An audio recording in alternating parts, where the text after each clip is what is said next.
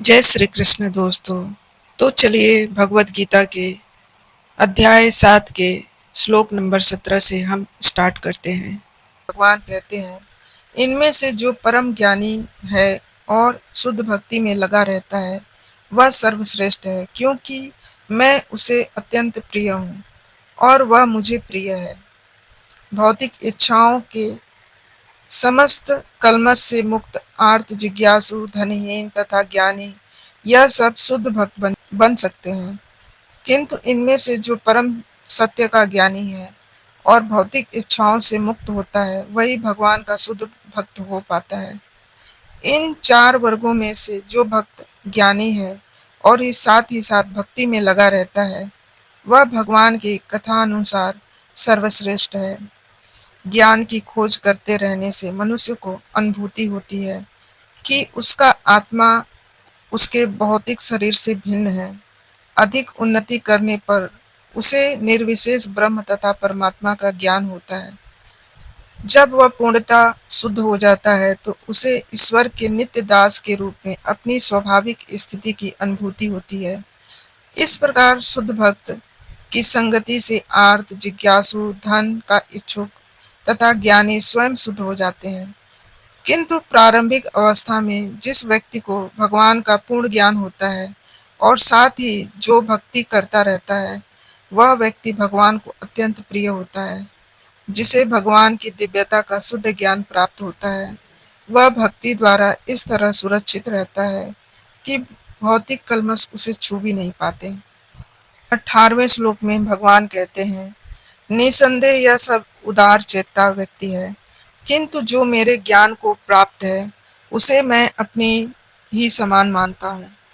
वह मेरी दिव्य सेवा में तत्पर रहकर मुझ सर्वोच्च उद्देश्य को निश्चित रूप से प्राप्त करता है। ऐसा नहीं है कि जो कम ज्ञानी भक्त है वे भगवान को प्रिय नहीं। भगवान कहते हैं कि सभी उदार चेता, क्योंकि चाहे जो भी भगवान के पास अपने किसी भी उद्देश्य से आए वह महात्मा कहलाता है। जो व्यक्ति भक्ति के बदले कुछ लाभ चाहते हैं उन्हें भगवान स्वीकार करते हैं, क्योंकि इनमें से स्नेह का विनिमय होता है। वे स्नेहवश भगवान से लाभ की याचना करते हैं और जब उन्हें वह प्राप्त हो जाता है तो वे इतने प्रसन्न होते हैं कि वे भी भगवत भक्ति करने लगते हैं। किंतु ज्ञानी भक्त भगवान को इसलिए प्रिय है कि उसका उद्देश्य प्रेम तथा भक्ति से परमेश्वर की सेवा करना होता है। ऐसा भक्त भगवान की सेवा किए बिना क्षण भर भी नहीं रह सकता। इसी प्रकार भगवान अपने भक्त को बहुत चाहते हैं और वे उससे अलग नहीं हो पाते। श्रीमद् भागवतम में भगवान कहते हैं कि भक्तगण सदैव मेरे हृदय में वास करते हैं और मैं भक्तों के हृदय में वास करता हूँ। भक्त मेरे अतिरिक्त और कुछ नहीं जानता और मैं भी भक्त को कभी नहीं भूलता। मेरे तथा शुद्ध भक्तों के बीच घनिष्ठ संबंध रहता है। ज्ञानी शुद्ध भक्त कभी भी आध्यात्मिक संपर्क से दूर नहीं हो पाते, अतः वे मुझे अत्यंत प्रिय हैं। 19वें श्लोक में भगवान कहते हैं कि अनेक जन्म जन्मांतर के बाद जिसे सचमुच ज्ञान होता है वह मुझको समस्त कारणों का कारण जानकर मेरी शरण में आता है। ऐसा महात्मा अत्यंत दुर्लभ होता है। भक्ति या दिव्य अनुष्ठानों को करता हुआ जीव अनेक जन्मों के पश्चात इस दिव्य ज्ञान को प्राप्त कर सकता है। आत्म साक्षात्कार का चरम लक्ष्य श्री भगवान है। आत्म साक्षात्कार के प्रारंभ में जब मनुष्य भौतिकता का परित्याग करने का प्रयत्न करता है तब निर्विशेषवाद की ओर उसका झुकाव हो सकता है, किंतु आगे बढ़ने पर वह यह समझ पाता है कि आध्यात्मिक जीवन में भी कार्य है। तब वह समझ पाता है कि आध्यात्मिक जीवन में भी कार्य है और इन्हीं से भक्ति का विधान होता है। इसकी अनुभूति होने पर वह भगवान के प्रति आसक्त हो जाता है और उनकी शरण ग्रहण कर लेता है। इस अवसर पर वह समझ सकता है कि श्री कृष्ण की कृपा ही सर्वस्व है। वे ही समस्त कारणों के कारण है और यह जगत उनसे स्वतंत्र नहीं है। वह इस भौतिक जगत को आध्यात्मिक विविधताओं का विकृत प्रतिबिंब मानता है और अनुभव करता है कि प्रत्येक वस्तु का परमेश्वर कृष्ण से संबंध है। इस प्रकार वह प्रत्येक वस्तु को वासुदेव श्री कृष्ण से संबंधित समझता है। इस प्रकार की वासुदेवमयी व्यापक दृष्टि होने पर भगवान श्री कृष्ण को परम लक्ष्य मानकर शरणागति प्राप्त होती है। ऐसे शरणागत महात्मा दुर्लभ हैं। 20वें श्लोक में भगवान कहते हैं, जिनकी बुद्धि भौतिक इच्छाओं द्वारा मारी गई है, वे देवताओं की शरण में जाते हैं और वे अपने अपने स्वभाव के अनुसार पूजा के विशेष विधि विधानों का पालन करते हैं। जो समस्त भौतिक कलमश से मुक्त हो चुके हैं, वे भगवान की शरण ग्रहण करते हैं और उनकी भक्ति में तत्पर होते हैं। जब तक भौतिक कलमश धुल नहीं जाता, तब तक वे स्वभावतः अभक्त रहते हैं। किंतु जो भौतिक इच्छाओं के होते हुए भी भगवान की ओर उन्मुख होते हैं, वे बहिरंगा प्रकृति द्वारा आकृष्ट नहीं होते। चूंकि वे सही उद्देश्य की ओर अग्रसर होते हैं, अतः वे शीघ्र ही सारी भौतिक कामेच्छाओं से मुक्त हो जाते हैं। श्रीमद् भागवतम में कहा गया है कि मनुष्य को चाहिए कि स्वयं को वासुदेव के प्रति समर्पित करें और उनकी पूजा करें, चाहे वे भौतिक इच्छाओं से रहित हो या भौतिक इच्छाओं से पूरित हो या भौतिक कलमश से मुक्ति चाहता हो। जैसा कि भागवतम में कहा गया है, अकाम सर्व कामो व मोक्ष काम उदार धी त्रिवेण भक्ति योगेन यजेत पुरुष परमम। जो अल्पज्ञ है तथा जिन्होंने अपनी आध्यात्मिक चेतना खो दी है, वे भौतिक इच्छाओं की अविलंब पूर्ति के लिए देवताओं की शरण में जाते हैं। सामान्यतः ऐसे लोग भगवान की शरण में नहीं जाते, क्योंकि वे निम्नतर गुणों वाले रजो तथा तमोगुणी होते हैं। अतः वे विभिन्न देवताओं की पूजा करते हैं। वे पूजा के विधि विधानों का पालन करने में ही प्रसन्न रहते हैं। देवताओं के पूजक छोटी छोटी इच्छाओं के द्वारा प्रेरित होते हैं और यह नहीं जानते कि परम लक्ष्य तक किस तरह पहुंचा जाए। किंतु भगवत भक्त कभी भी पथभ्रष्ट नहीं होता। चूंकि भौतिक साहित्य में विभिन्न उद्देश्यों के लिए भिन्न भिन्न देवताओं के पूजन का विधान है, अतः वे भगवत भक्त नहीं है। वे सोचते हैं कि देवता कुछ कार्यों के लिए भगवान से श्रेष्ठ हैं, किंतु शुद्ध भक्त जानता है कि भगवान कृष्ण ही सबके स्वामी हैं और सब उनके दास हैं। अतः शुद्ध भक्त कभी भी अपनी आवश्यकताओं की पूर्ति के लिए देवताओं के निकट नहीं जाता। वह तो भगवान पर निर्भर रहता है और वे जो कुछ देते हैं उसी से वह संतुष्ट रहता है। 21वें श्लोक में भगवान कहते हैं कि मैं प्रत्येक जीव के हृदय में परमात्मा रूप में स्थित हूँ। जैसे ही कोई किसी देवता की पूजा करने की इच्छा करता है, मैं उसकी श्रद्धा को स्थिर करता हूँ, जिससे वह उसी देवता की भक्ति कर सके। ईश्वर ने हर एक को स्वतंत्रता प्रदान की है। अतः यदि कोई पुरुष भौतिक भोग करने का इच्छुक है, इसके लिए देवताओं से सुविधाएं चाहता है, तो प्रत्येक हृदय में परमात्मा स्वरूप स्थित भगवान उनके उसके मनोधर्मों को जानकर ऐसी सुविधाएं प्रदान करते हैं। समस्त जीवों के परम पिता के रूप में वे उसकी स्वतंत्रता में हस्तक्षेप नहीं करते, बल्कि उसे सुविधाएं प्रदान करते हैं जिससे वे अपनी इच्छाएं पूरी कर सके। कुछ लोग यह प्रश्न कर सकते हैं कि सर्वशक्तिमान ईश्वर जीवों को ऐसी सुविधाएं प्रदान करके उन्हें माया के पास में गिरने ही क्यों देते हैं।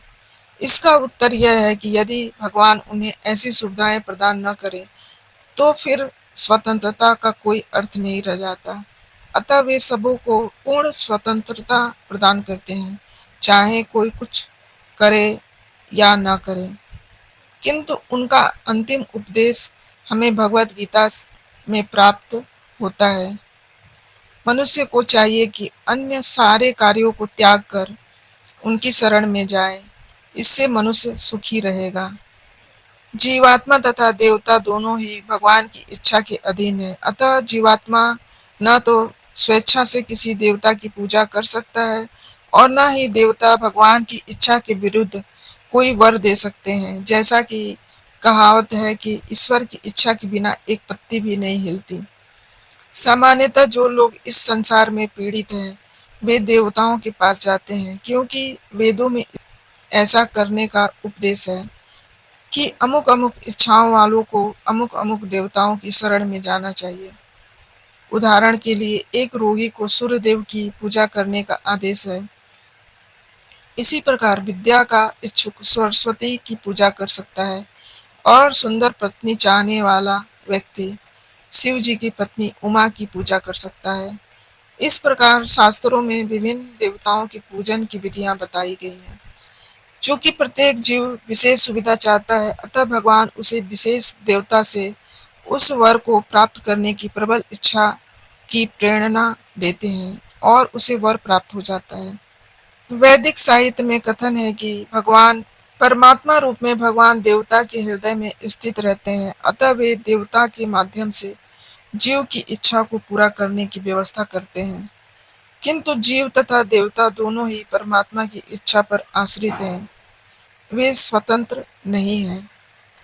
22वें श्लोक में भगवान कहते हैं, ऐसी श्रद्धा से सम्मानित वह देवता विशेष की पूजा करने का यत्न करता है और अपनी इच्छा की पूर्ति करता है, किंतु वास्तविकता तो यह है कि ये सारे लाभ केवल मेरे द्वारा प्रदत्त हैं। देवतागण परमेश्वर की अनुमति के बिना अपने भक्तों को वर नहीं दे सकते। जीव भले ही यह भूल जाए कि प्रत्येक वस्तु भगवान की संपत्ति है, किंतु देवता इसे नहीं भूलते। अतः देवताओं की पूजा तथा वांछित फल की प्राप्ति देवताओं के कारण नहीं, अपितु उनके माध्यम से भगवान के कारण होती है। अल्पज्ञानी जीव इसे नहीं जानते, अतः वे मूर्खतावश देवताओं के पास जाते हैं, किंतु शुद्ध भक्त आवश्यकता पड़ने पर भगवान से ही याचना करता है। परंतु वर मांगना शुद्ध भक्त का लक्षण नहीं है। जीव सामान्यतः देवताओं के पास इसलिए जाता है क्योंकि वह अपनी इच्छाओं की पूर्ति के लिए पागल रहता है। ऐसा तब होता है जब जीव अनुचित कामना करता है जिसे स्वयं भगवान पूरा नहीं करते। जो जीव भगवत धाम जाने का इच्छुक है, उसके मार्ग में भौतिक इच्छाएं बाधक हैं। अतः भगवान के शुद्ध भक्त को वे भौतिक लाभ नहीं प्रदान किए जाते जिनकी कामना अल्पज्ञ जीव करते रहते हैं, जिसके कारण वे परमेश्वर की भक्ति न करके देवताओं की पूजा में लगे रहते हैं। 23वें श्लोक में भगवान कहते हैं कि अल्प बुद्धि वाले व्यक्ति देवताओं की पूजा करते हैं और उन्हें प्राप्त होने वाले फल सीमित तथा क्षणिक होते हैं। देवताओं की पूजा करने वाले देवलोक को जाते हैं, किंतु मेरे भक्त अंततः मेरे परम धाम को प्राप्त होते हैं। भगवत गीता के कुछ भाष्यकार कहते हैं कि देवता की पूजा करने वाले व्यक्ति भगवान के पास पहुंच सकता है, किंतु यहाँ पर स्पष्ट कहा गया है कि देवताओं के उपासक भिन्न लोक को जाते हैं जहाँ विभिन्न देवता स्थित हैं। ठीक उसी प्रकार जिस तरह सूर्य की उपासना करने वाला सूर्य को या चंद्रमा का उपासक चंद्रमा को प्राप्त होता है, उसी प्रकार यदि कोई इंद्र जैसे देवता की पूजा करना चाहता है तो उसे पूजे जाने वाले उसी देवता का लोक प्राप्त होगा। ऐसा नहीं कि किसी भी देवता की पूजा करने से भगवान को प्राप्त किया जा सकता है। यहाँ पर इसका निषेध किया गया है क्योंकि यह स्पष्ट कहा गया है कि देवताओं के उपासक भौतिक जगत के अन्य लोकों को जाते हैं, किंतु भगवान का भक्त भगवान के ही धाम को जाता है। यह प्रश्न उठाया जा सकता है कि यदि विभिन्न देवता परमेश्वर के शरीर के विभिन्न अंग हैं, तो उन सब की पूजा करने से एक जैसा ही फल मिलना चाहिए। किंतु देवताओं के उपासक अल्पज्ञ होते हैं क्योंकि वे नहीं जानते कि शरीर के किसी अंग को भोजन दिए जाए। उनमें से कुछ इतने मूर्ख होते हैं कि वे ये दावा करते हैं कि अंग अनेक है, अतः भोजन देने के ढंग अनेक हैं, किंतु यह बहुत उचित नहीं है। क्या कोई कानों या आंखों से शरीर को भोजन पहुंचा सकता है?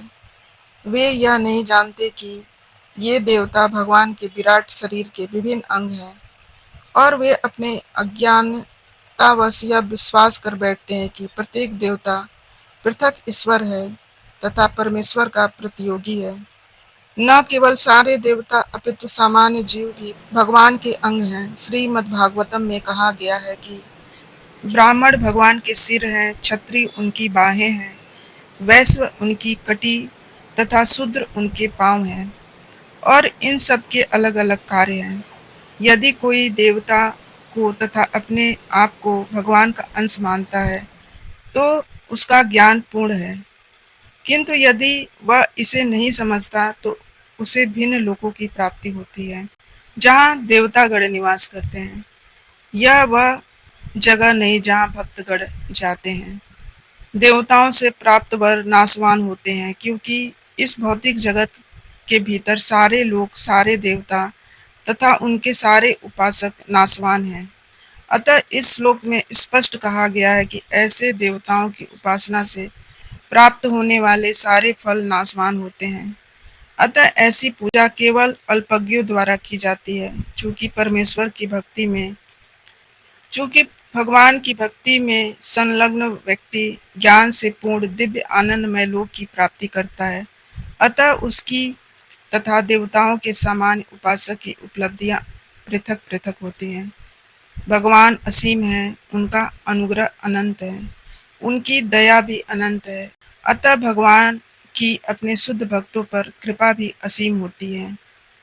24वें श्लोक में भगवान कहते हैं कि बुद्धिहीन मनुष्य मुझको ठीक से न जानने के कारण सोचते हैं कि मैं भगवान कृष्ण पहले निराकार था और अब मैं इस स्वरूप को धारण किया है। वे अपने अल्प ज्ञान के कारण मेरी अविनाशी तथा सर्वोच्च प्रकृति को नहीं जान पाते। देवताओं के उपासकों को अल्पज्ञ कहा जा चुका है और इस श्लोक में निर्विशेषवादियों को भी अल्पज्ञ कहा गया है। भगवान कृष्ण अपने साकार रूप में यहाँ पर अर्जुन से बातें कर रहे हैं, किंतु जब वे निर्विशेषवादी अपने अज्ञान के कारण तर्क करते रहते हैं कि भगवान का अंततः कोई स्वरूप नहीं होता। श्री रामानुजाचार्य के परंपरा के महान भक्तगण यमुनाचार्य ने इस संबंध में 2 अत्यंत उपयुक्त श्लोक कहे हैं। हे प्रभु, व्यासदेव तथा नारद जैसे भक्त आपको भगवान के रूप में जानते हैं। मनुष्य विभिन्न वैदिक ग्रंथों को पढ़कर अपने गूढ़ रूप तथा कार्यों को जान सकता है और इस तरह आपको भगवान के रूप में समझ सकता है, किंतु जो लोग रजो तथा तमो गुण के वश में हैं, ऐसे असुर तथा अभक्त गण आपको नहीं समझ पाते। ऐसे अभक्त वेदांत, उपनिषद तथा वैदिक ग्रंथों की व्याख्या करने में कितने ही निपुण क्यों न हो, वे भगवान को नहीं समझ पाते। 25वें श्लोक में भगवान कहते हैं कि मैं मूर्खों तथा अल्पज्ञों के लिए कभी भी प्रकट नहीं हूँ। उनके लिए तो मैं अपनी अंतरंगा शक्ति द्वारा आच्छादित रहता हूँ। अतः वे यह नहीं जान पाते कि मैं अजन्मा तथा अविनाशी हूँ। यह तर्क दिया जा सकता है कि जब कृष्ण इस पृथ्वी पर विद्यमान थे और सबों के लिए दृश्य में थे, तो अब वे सबों के समक्ष क्यों नहीं प्रकट होते, किंतु वास्तव में वे हर एक के समक्ष प्रकट नहीं होते थे। जब कृष्ण विद्यमान थे तो उन्हें भगवान रूप में समझने वाले थोड़े ही थे। जब कुरु सभा में शिशुपाल ने कृष्ण के सभाध्यक्ष चुने जाने पर विरोध किया तो भीष्म ने कृष्ण के नाम का समर्थन किया और उन्हें परमेश्वर घोषित किया। इसी प्रकार पांडव तथा कुछ अन्य लोग उन्हें भगवान के रूप में जानते थे, किंतु सभी ऐसे नहीं थे। अभक्तों तथा सामान्य व्यक्ति के लिए वे प्रकट नहीं थे।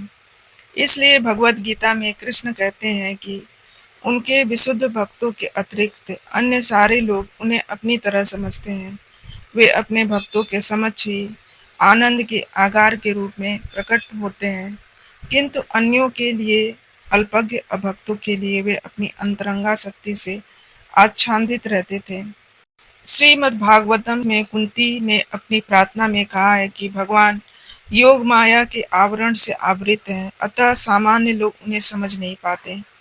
ईशो उपनिषद में इस योग माया आवरण की पुष्टि हुई है, जिसमें भक्त प्रार्थना करता है, हे भगवान, आप समस्त ब्रह्मांड के पालक हैं और आपकी भक्ति सर्वोच्च धर्म है, अतः मेरी प्रार्थना है कि आप मेरा पालन करें।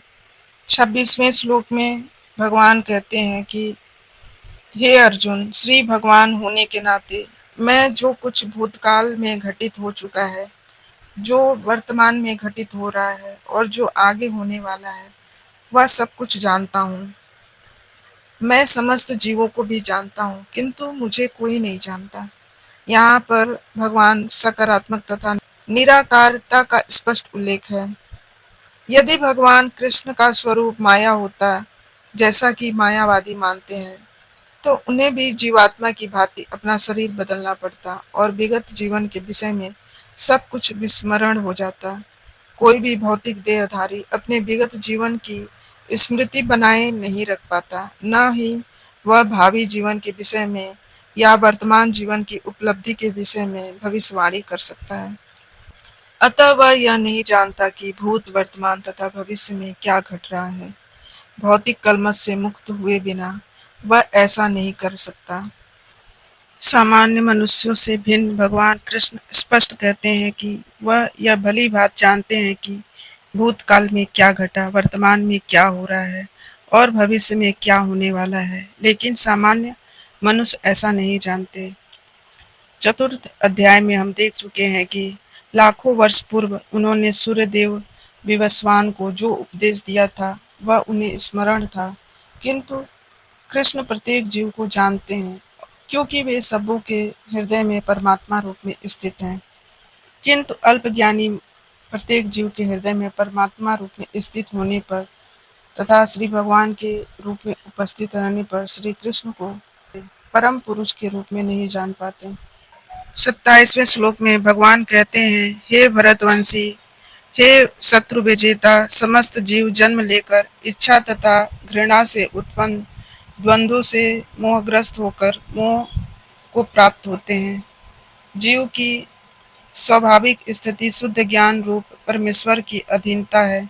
मोहवश मनुष्य इस शुद्ध ज्ञान से दूर हो जाता है तो वह माया के वशीभूत हो जाता है और भगवान को नहीं समझ पाता। यह माया इच्छा तथा घृणा के द्वंद्व रूप में प्रकट होती है।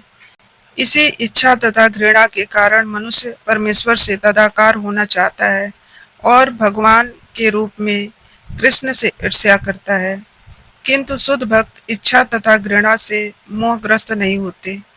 अतः वे समझ सकते हैं कि भगवान श्री कृष्ण अपनी अंतरंगा शक्ति से प्रकट होते हैं, पर जो द्वंद्व तथा अज्ञान के कारण मोहग्रस्त है, वे यह सोचते हैं कि भगवान भौतिक शक्तियों द्वारा उत्पन्न होते हैं।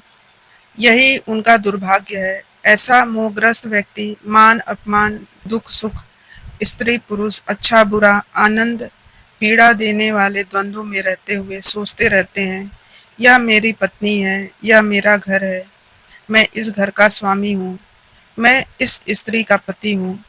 ये ही मोह के द्वंद्व हैं। जो लोग ऐसे द्वंद्वों से मोहग्रस्त रहते हैं, वे निपट मूर्ख हैं और वे भगवान को समझ नहीं सकते। 28वें श्लोक में भगवान कहते हैं, जिन मनुष्यों ने पूर्व जन्मों में तथा इस जन्म में पुण्य कर्म किए हैं और जिनके पाप कर्मों का पूर्णतः उच्छेदन हो चुका होता है, वे मोह के द्वंद्वों से मुक्त हो जाते हैं और वे संकल्प पूर्वक मेरी सेवा में तत्पर होते हैं। इस अध्याय में उन लोगों का उल्लेख है जो दिव्य पद को प्राप्त करने के अधिकारी हैं। जो पापी, नास्तिक, मूर्ख तथा कपटी हैं, उनके लिए इच्छा तथा घृणा के द्वंद्व को पार कर पाना कठिन है। केवल ऐसे पुरुष भक्ति स्वीकार करके क्रमशः भगवान के शुद्ध ज्ञान को प्राप्त करते हैं। जिन्होंने धर्म के विधि विधानों का अभ्यास करने, पूर्ण कर्म करने तथा पाप कर्मों के जीतने में अपना जीवन लगाया है, फिर वे क्रमशः भगवान का ध्यान समाधि में करते हैं। आध्यात्मिक पद पर आसीन होने की यही विधि है।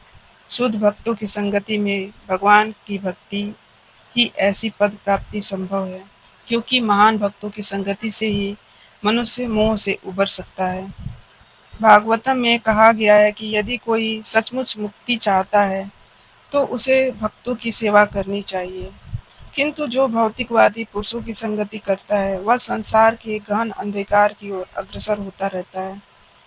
भगवान के सारे भक्त विश्व भर का भ्रमण इसलिए करते हैं जिससे वे बद्ध जीवों को उनके मोह से उबार सकें। मायावादी यह नहीं जान पाते कि परमेश्वर के अधीन अपनी स्वाभाविक स्थिति को भूलना ही ईश्वरीय नियम की सबसे बड़ी अवहेलना है। जब तक वह अपनी स्वाभाविक स्थिति को पुनः प्राप्त नहीं कर लेता, तब तक भगवान को समझ पाना तथा संकल्प के साथ उनकी दिव्य प्रेमा भक्ति में पूर्णतः प्रवृत्त हो पाना कठिन है। 29वें श्लोक में भगवान कहते हैं कि जो जरा तथा मृत्यु से मुक्ति पाने के लिए यत्नशील रहते हैं, वे बुद्धिमान व्यक्ति मेरी भक्ति की शरण ग्रहण करते हैं। वे वास्तव में ब्रह्म हैं, क्योंकि वे दिव्य कर्मों के विषय में पूरी तरह से जानते हैं। जन्म, मृत्यु, जरा तथा रोग इस भौतिक शरीर को सताते हैं, आध्यात्मिक शरीर को नहीं जानते। आध्यात्मिक शरीर के लिए न जन्म है, न मृत्यु, न जरा है, न रोग, अतः इसे आध्यात्मिक शरीर प्राप्त हो जाता है। अतः जिसे आध्यात्मिक शरीर प्राप्त हो जाता है, वह भगवान का पार्षद बन जाता है और नित्य भक्ति करता है।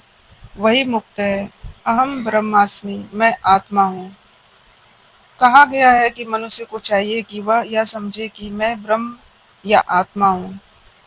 जीवन का यह ब्रह्म बोध ही भक्ति है। जैसा कि इस श्लोक में कहा गया है कि शुद्ध भक्त ब्रह्म पद पर आसीन होते हैं और वे दिव्य कर्मों के विषय में सब कुछ जानते रहते हैं। भगवान की दिव्य सेवा में रत रहने वाले 4 प्रकार के अशुद्ध भक्त हैं, जो अपने अपने लक्ष्यों को प्राप्त करते हैं और भगवत कृपा से जब वे पूर्णतः भक्त हो जाते हैं तो भगवान की संगति का लाभ उठाते हैं। किंतु देवताओं के उपासक कभी भी भगवत धाम नहीं पहुंच पाते। यहाँ तक कि अल्पज्ञ ब्रह्मभूत व्यक्ति भी कृष्ण की परम धाम लोक गोलोक वृंदावन को प्राप्त नहीं कर पाते। केवल ऐसे व्यक्ति जो भक्ति में कर्म करते हैं, वे ही ब्रह्म कहलाने के अधिकारी हैं, क्योंकि वे सचमुच ही कृष्ण धाम पहुंचने के लिए प्रयत्नशील रहते हैं। ऐसे व्यक्तियों को कृष्ण के विषय में कोई भ्रांति नहीं रहती और वे सचमुच ब्रह्म हैं। जो लोग भगवान के अर्चा की पूजा करने में लगे रहते हैं या भव बंधन से मुक्ति पाने के लिए निरंतर भगवान का ध्यान करते हैं, वे भी ब्रह्म अधिभूत आदि के तात्पर्य को समझते हैं, जैसा कि भगवान ने अपने अगले अध्याय में बताया है। 30वें श्लोक में भगवान कहते हैं कि जो मुझ परमेश्वर को मेरी पूर्ण चेतना में रहकर मुझे जगत का, देवताओं का तथा समस्त यज्ञ विधियों का नियामक जानते हैं, वे अपनी मृत्यु के समय भी मुझ भगवान को समझ और जान सकते हैं। भक्ति में कर्म करने वाले मनुष्य कभी भी भगवान को पूर्णतः समझने के पथ से विचलित नहीं होते। भक्ति के दिव्य सानिध्य से मनुष्य यह समझ सकता है कि भगवान किस तरह भौतिक जगत तथा देवताओं के नियामक हैं। धीरे धीरे ऐसी दिव्य संगति से मनुष्य का भगवान में विश्वास बढ़ता है। अतः मृत्यु के समय ऐसा भक्त व्यक्ति कृष्ण को कभी भुला नहीं पाता।